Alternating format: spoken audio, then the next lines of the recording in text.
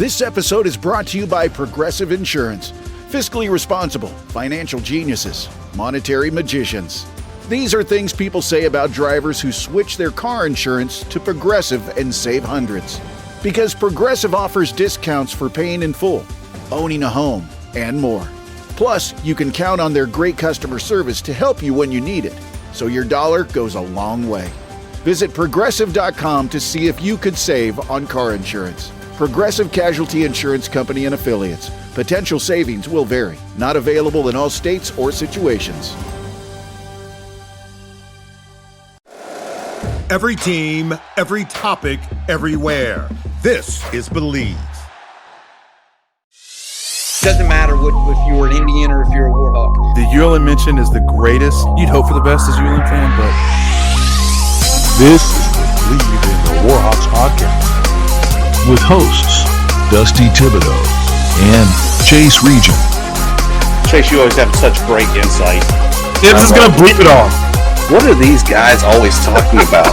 We talk a lot about food on this podcast, and I'm going to continue to do so. Really, really appreciative of the people and the community and the way that they've backed us up. Nailed the introduction, by the way. Awesome. Thanks, I love Fish. it. Chase, your most favorite sport on the Bayou, if there was one that you definitely wanted to take in, what would that sport be? Probably water skiing. Well, knowing your wife, I fully expect you to say women's soccer. Oh, yeah. Good call. I'm going to edit that for me, and we'll say women's soccer. Absolutely.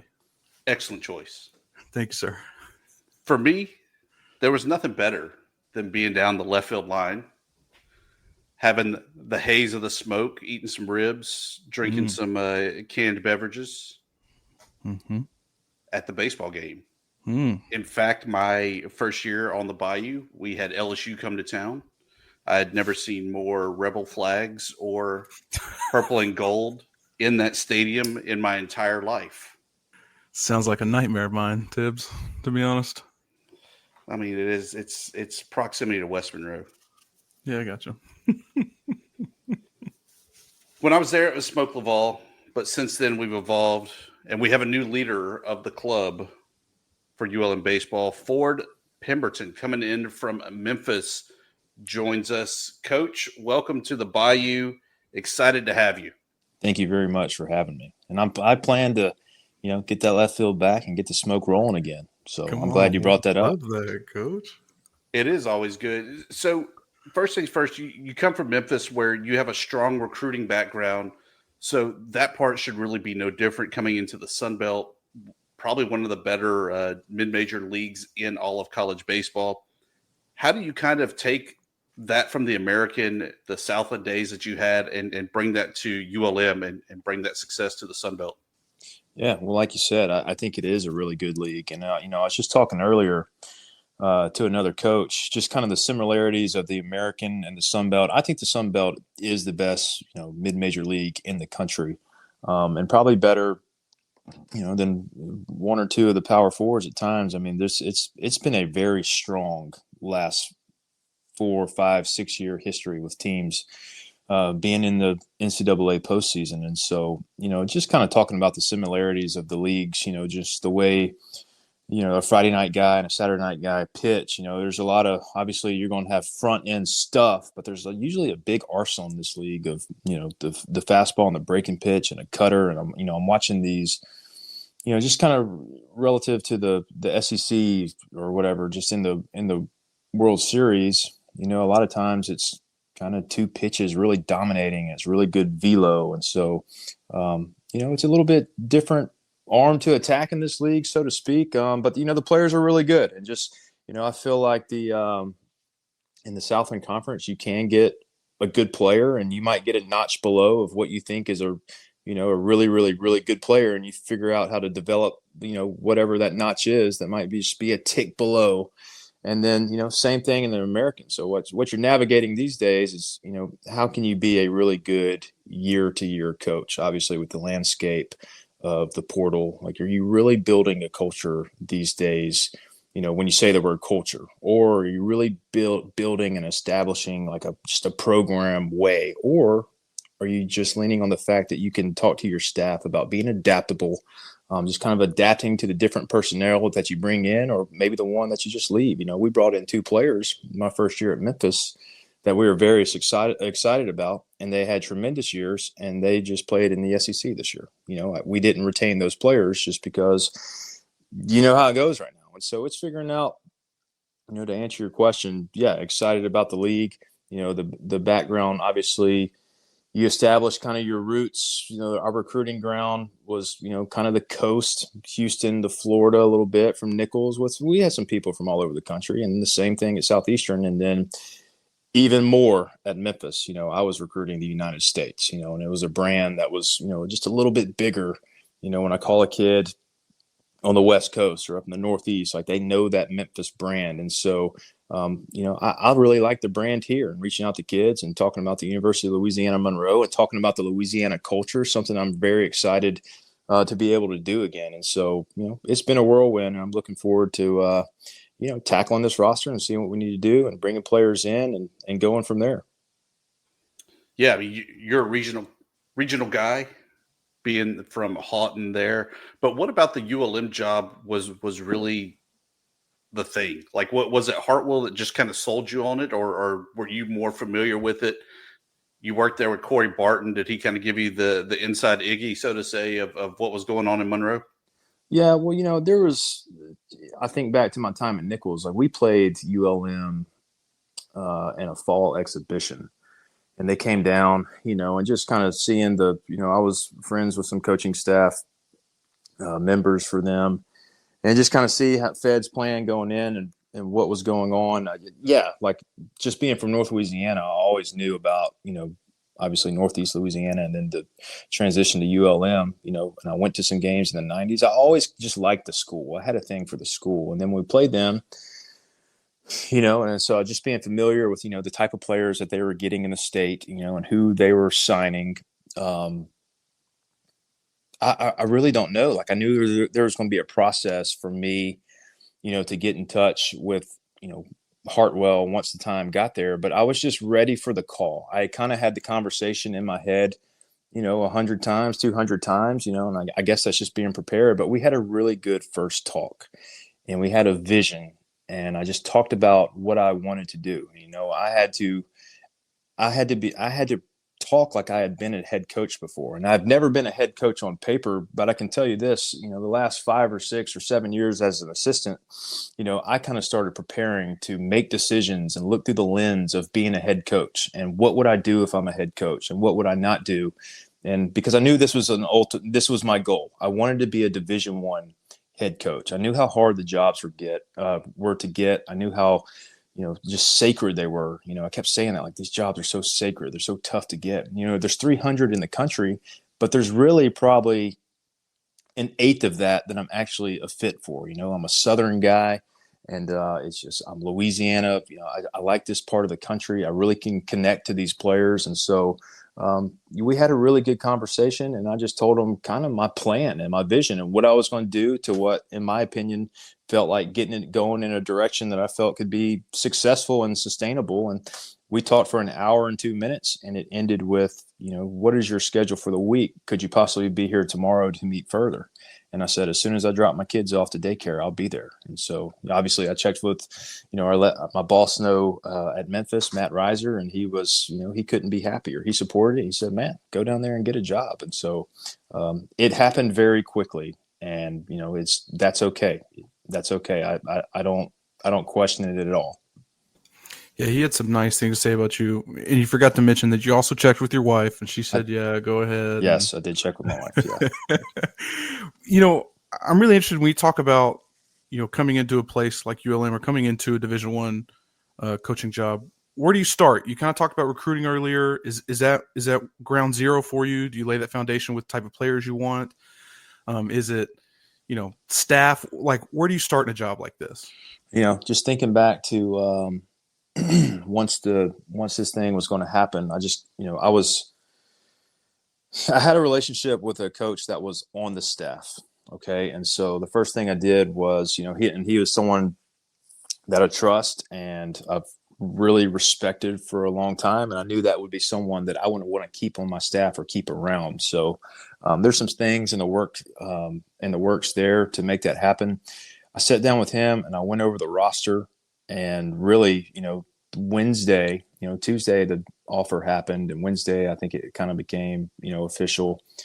Once that was done, I contacted every single player that was on the roster or in the portal from us. And, I had some success getting some guys back out of the portal, and I just wanted to connect with them, and I wanted them to hear my voice. And there was nothing pushy on my end as far as trying to get, I understood the situation they were in. I have been through coaching changes before.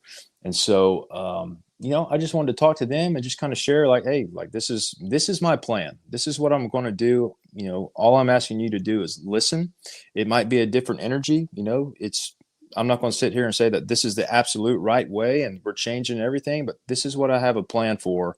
And I just want you to hear it, and I want you to be a part of it. So it was understanding the roster and learning about the players. I had a chance to watch some video on some guys and just talk to guys. And, I got through to pretty much every player. And then it was like, oh yeah, there's incoming guys. So I get that list and I reach out to those guys and I talked to some today.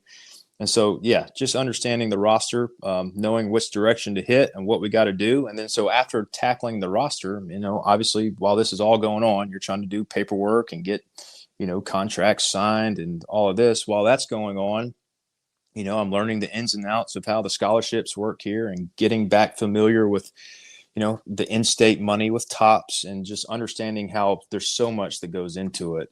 I just wanted to be as organized as possible. My first day in the office, I got our calendar ready, for our training staff that's here and for some managers and some operations personnel that are going to stick around. I wanted to get as organized as possible up front and establish right away, listen, we're going to be really good at communicating. Everyone's going to be on the same page. This is what we're going to do. I'm going to over communicate.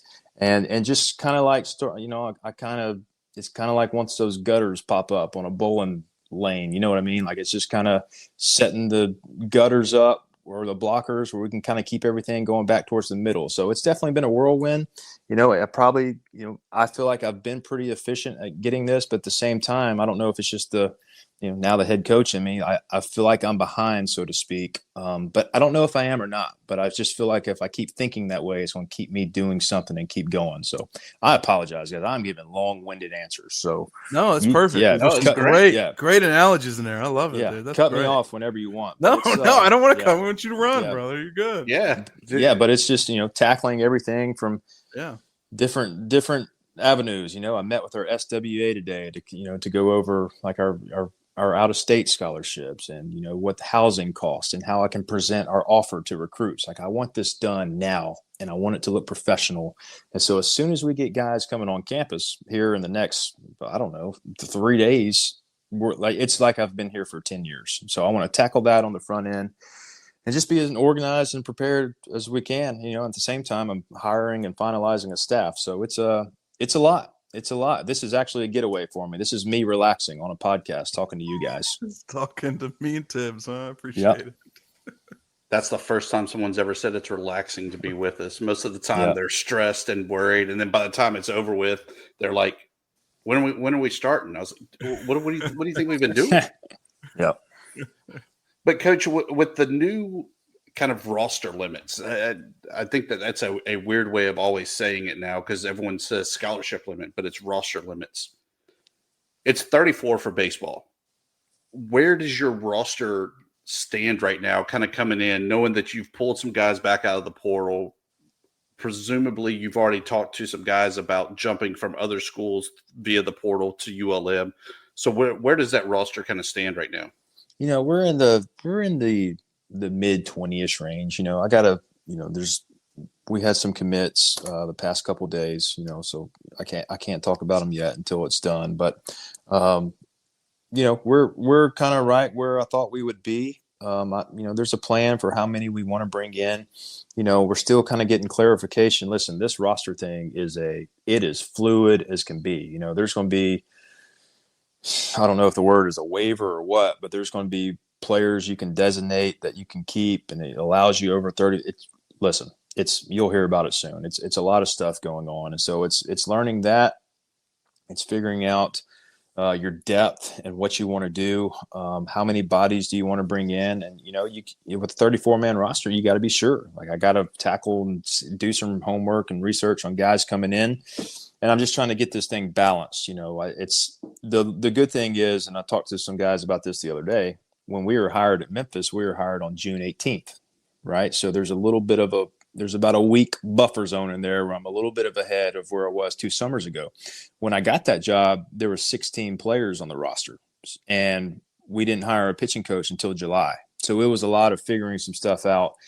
And, you just got to be real with the players. You got to be diligent. You got to get as organized as you can. I just think the biggest selling point sometimes is players getting to you and you sit down in front of them and they can just say, man, this guy's prepared. Like, he has a plan for me. He has a plan for my player development. He has all the information about the school laid out in a nice manner right in front of me. He's an effective communicator. Excuse me. He's transparent. And so that, that's what we're tackling right now. It's just trying to get you're exactly right. Figure out the roster and, how many bodies we want to bring in and what we want to bring in and what we can get right now. Like, we were able to get really good players out of the portal in mid-July at Memphis. And so there's still going to be good players out there in the portal. There's still some good junior college players left in the portal. And so it's a lot of different avenues that you can find players. I always said that I'll pitch for him just because I know that he has at least 3 at-bats left in him. Your SID, Martin Radosevic, he's got about 3 at-bats. So as long as you can get him in shape for that home opener, whoever that is against, I think it's Western Illinois, I'm just throwing it out there that you have your opening day leadoff hitter. Listen, D2 All-American. Martin is a stud. I got to meet with him on campus, and I would just say, I don't want to speak for him, but I thought we hit it off, and we were speaking the same language on a lot of stuff, and just, it wasn't all baseball talk. It was the branding of the university and just talking about, some of the SID life that he goes through. And then we talked about some of the coaching life. And so, I think Martin's in shape. He's a big physical guy. I could tell that, he had a physical presence on the field back when he played, but, he's been first class. He's been here helping me with some stuff. I think he's the most utmost professional. He's done an incredible job so far and really made me feel at home and just helped me with this transition and helped me with the media stuff, and that's the guy that you want on your side as a head coach. Chase, he already got to him. Martin that got answer, to him, man. Coach, got to him. You got trained too early, and I hate that. No, Martin's a great guy. We love the staff there. I think the more you'll meet people, I think you realize that that's really the special part about Monroe. And I think, your family and yourself will really, really find that out. Coach, I got to ask you for a favor. Okay. Mm-hmm. I want you to, and this may be a dumb question for a baseball guy. Okay. But hold on. Just sit down, Coach, because it's coming. No. It's not that bad. I've recently learned there are different ways to play baseball. Okay. Like different styles. When I think of like schemes in football, right? Mm-hmm. Can you explain to somebody, not like myself, I'm a baseball pro, but explain to a normal person what style of baseball you play, what you want to play, what you want to do on the diamond and that kind of stuff? And before you answer that, Coach, let me fill you in a little bit back story of that. Chase just learned, like within the past month, what small ball was. That's exactly what I was going for. So he wants to expand his baseball knowledge beyond small ball. And that's not a dumb question to ask a baseball coach, is it? No. Okay, that's fine. Appreciate it. I've been asked that since I've been named the head coach. What do you want your identity to be? And I don't want to. It's very early. Like, I'm learning our roster. I don't want to be a guy, let's just say my identity is stealing bases and being a really action offense. And then we don't have the personnel that matches that. Right. And so, when we see this, obviously we're going to get players that I want to, there's a certain frame that I like. I like getting as left-handed as possible, which I might not be able to do that right now. So I have to adapt. I can't say I want all left-handed hitters and then we run out there and have 9 right-handed hitters, right? And so I want our identity to be a team that just plays really good baseball. So think about that, like good baseball, getting the leadoff guy on, getting the leadoff guy out, being able to hit behind runners, timely hitting, 2-out hitting, really just, really good clutch defense. If you're doing that, obviously it's a lot easier said than done, but if you're talking about good baseball all the time, you're just kind of talking about the process and what it takes to win, then usually the winning takes care of itself. Your energy is always good because you're just playing good baseball. And I really want our guys to recognize moments throughout the game. Like, yes, it's a 9-inning game, no question. But, within those 9 innings, there's about 3 or 4 different pitches that kind of dictate the game. How can our team recognize that right there and win those moments, recognize those moments right there? So a certain identity, if I had it, I want to be physical. I want to slug, on the offensive side of things. I like doubles and homers. I wouldn't say it's a conservative type of offense, but, I just don't want to make a lot of outs on the bases. I want to be tough to pitch to, and I want to be dangerous. I want mistakes to be hit hard, and that's something we're going to instill our guys from the moment we start talking offense here.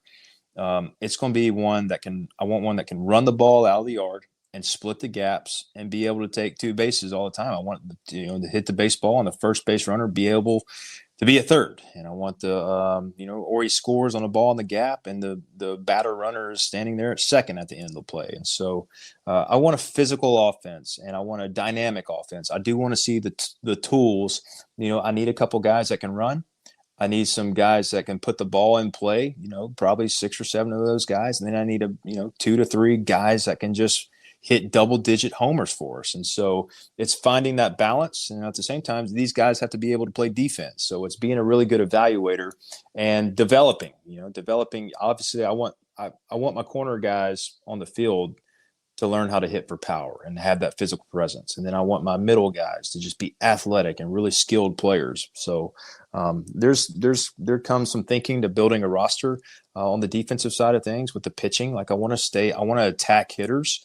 I want to be ahead in the count as much as possible. How can we go 0-1 for sure? But if it's 1-1, how do we win that 1-1 count all the time? Right. And so, just an identity of really good baseball. And you'll hear me say that a lot, and I'll probably say it out of the dugout a lot. Like, let's just continue to play good baseball, good baseball, good baseball.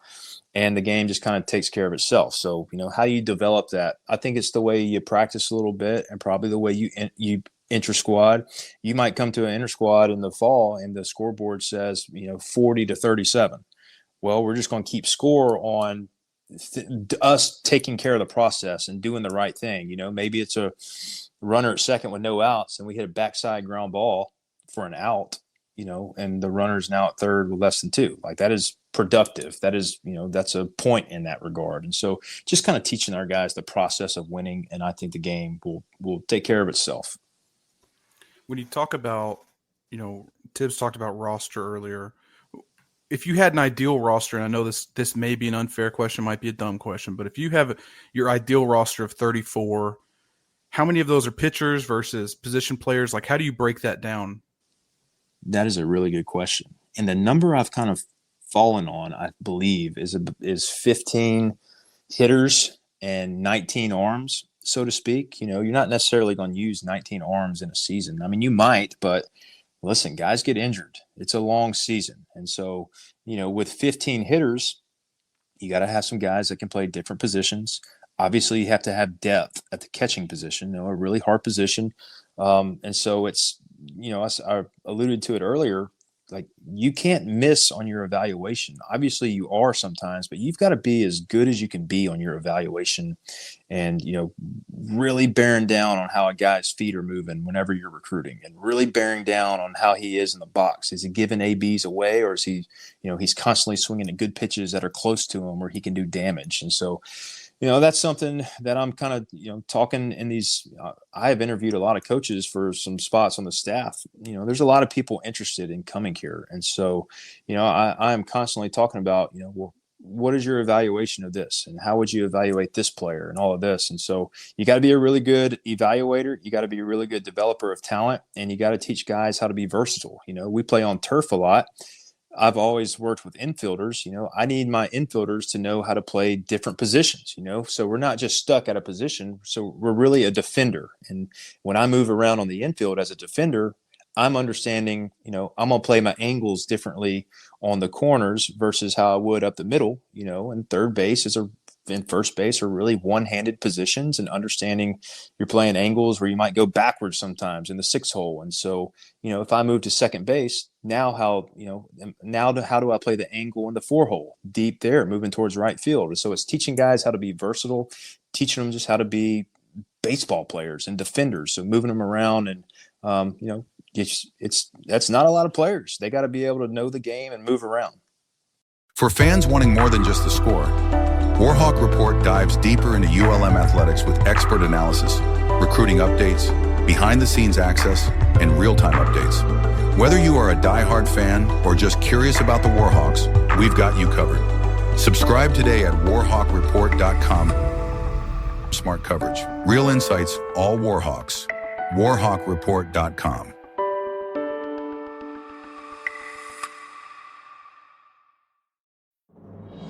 This episode is brought to you by Progressive Insurance. You chose to hit play on this podcast today. Smart choice. Progressive loves to help people make smart choices. That's why they offer a tool called Auto Quote Explorer that allows you to compare your Progressive car insurance quote with rates from other companies. So you save time on the research and can enjoy savings when you choose the best rate for you. Give it a try after this episode at Progressive.com. Progressive Casualty Insurance Company and Affiliates. Not available in all states or situations. Prices vary based on how you buy. We interrupt this program to bring you an important Wayfair message. Wayfair's got style tips for every home. This is Styles McKenzie helping you make those rooms sing. Today's style tip: when it comes to making a statement, treat bold patterns like neutrals. Go wild, like an untamed animal print area rug under a rustic farmhouse table from Wayfair.com. Arr, fierce. This has been your Wayfair style tip to keep those interiors superior. Wayfair, every style, every home. As we watch Coastal Carolina, one of our Sunbelt brethren in Omaha, I mean, it doesn't get any better than that of what the ultimate goal is. But kind of the short term, it's been 3-4 years since we've been to Montgomery. What do you feel it takes for us to be able to make that top 10, to have a chance to advance into the regional, the super regional, and so on? But, starting off in Montgomery. It's going to sound super cliche to say, but I just, I don't think you spend a lot of time talking about the destination of where you're trying to go. You know what I mean? So it's, it's like playing golf. I'm going to shoot an 80 today, and you go out there and you fire off an 82. Well, was it a failure of a day? Or it's like working with a guy in a bullpen, and it might be a 30 pitch bullpen, and you make an adjustment on pitch number 24, and he lands the next 6 pitches perfectly. On paper, he only threw 6 good pitches, but the adjustment at pitch number 24 was, what we were trying to do. It was the process of it. And so, I really don't want to talk about the destination or what we're going to, I want to talk about just how we're going to do things with our plan for developing players, with our plan for recruiting, the standard in which we do stuff, and then teaching them how to win a baseball game. And that's what I talked about in the press conference. And so, it's not being scared of where we want to go. Everyone knows where we want to go. That's a given. But I just think you work backwards from there, and you be where your feet are, and you give the guys a vision, and you give them a plan. And if you worry about doing, what it takes here, I don't know today's date. I've already lost track of, but June 17th, I have to dominate June 17th. And if I can dominate June 17th, I got to do it again the next day. Like nothing's done. So we just have to focus so much on our process and what we want to do. I really think that that'll take care of itself. But, to go a little bit more in depth and actually answer your question, obviously you've got to stay healthy. You've got to get physical. You've got to instill, your brand and what you want in your players. Like it's going to be an adjustment for me and for our guys. Like I want them to understand how we're going to practice, and I want them to understand our practice etiquette, and there will be an adjustment period, and that's fine. That's part of being a coach. I think really good coaches are really good problem solvers, and you can't teach out of a textbook. If you're teaching out of a textbook, you're a robot. You know what I mean? I've got to get a feel. I've got to see how they're responding to what I'm saying. I've got to see in their eyes if they're learning, if they're able to apply the movement that I'm asking them to make on the mound or in the cages. It's a fluid deal. Like there's no really science to it. I think really good coaches just have good feel. They're able to effectively communicate. Obviously, you want guys to believe in themselves. You know, you're not always a coach all the time. Sometimes you're their big brother, and then sometimes you're the psychiatrist, and then sometimes you're giving them tough love. And so that's what I want to be known for. I want a guy that's done playing for me 20 years from now and just say, man, Pim, he just kind of knew which button to press at the right time. You know, one day he didn't talk to me at practice, and I'm kind of glad he didn't. You know, and then the next day he was all over me. And I needed that. And so I just want to be, I want to have pride in having a pulse of the guys and having a pulse of your clubhouse and knowing how to talk to them. And then, the game is hard, boys. It's a hard game. It really is.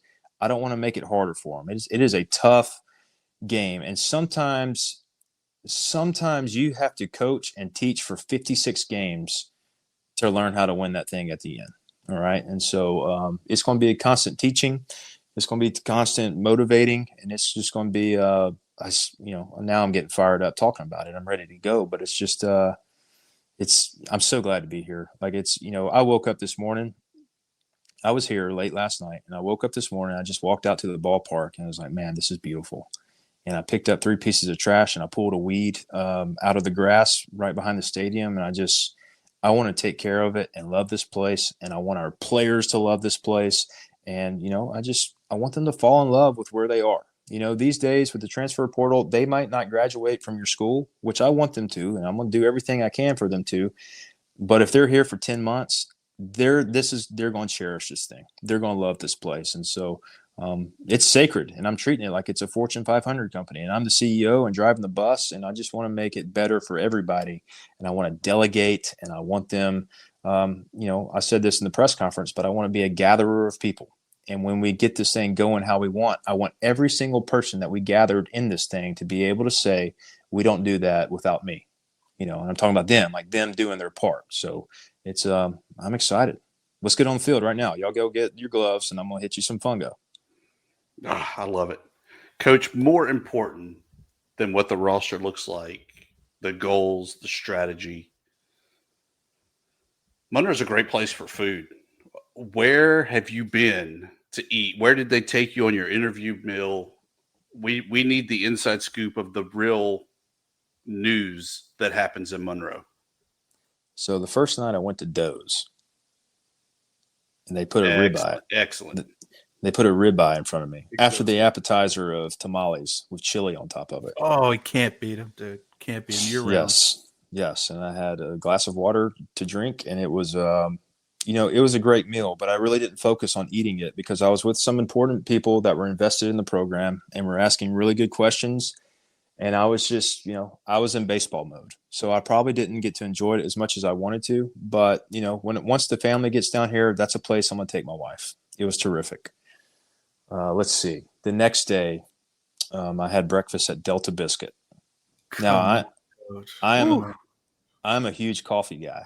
I drank about 6 cups there, and I can drink coffee anytime. I can drink it at 5 p.m. I can drink it right before bed, and it doesn't affect me. I can go to sleep. And so, but I've got to drink it throughout the day. And so I had a few cups of coffee, and I had a beignet at Delta Biscuit. And then I had lunch at Catahoula's. And what did I eat I had the special. All right. So typically I eat pretty healthy. And I mean, you're a North Monroe guy, so of course you know all about the Johnnies and what that's like. Chase always gives that face like, God, Johnny's really? No, I love Johnny's. Johnny's with some nacho cheese that's not really cheese, dude. Come on, that's my favorite, dude. Sweet the Swamp. So you had the Does. You're familiar with the Johnnies. I just want to know, though, Coach, what is your final message that you have for fans as you try to hype up the fan base getting ready to go into the 26th season?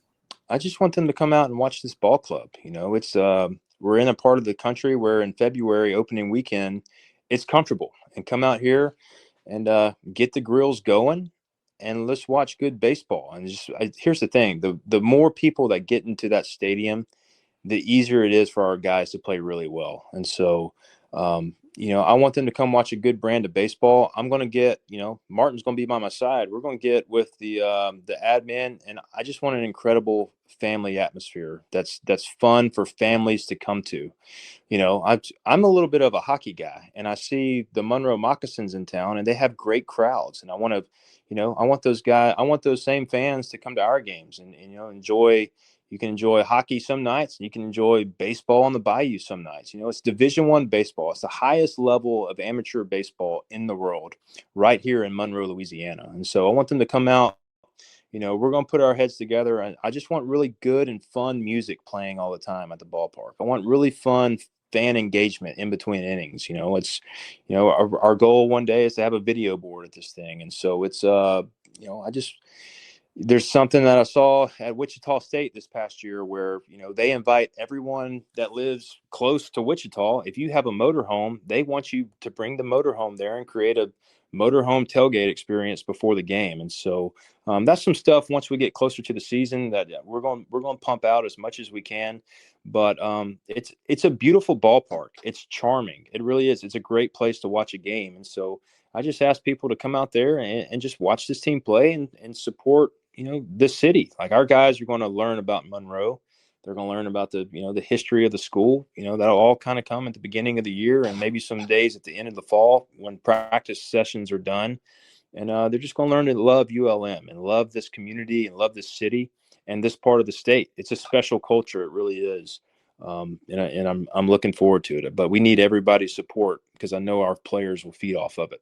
Coach, that's awesome stuff. I can't thank you enough for joining us, giving us the inside scoop of what's going on with Warhawk baseball. Looking forward to seeing you for the fall series while we're across the way at Malone Stadium. And then, of course, when first pitch happens in February of next year. Absolutely. Well, I appreciate you guys having me on. And, I'm looking forward to being on again whenever you guys want. I'll be here for you.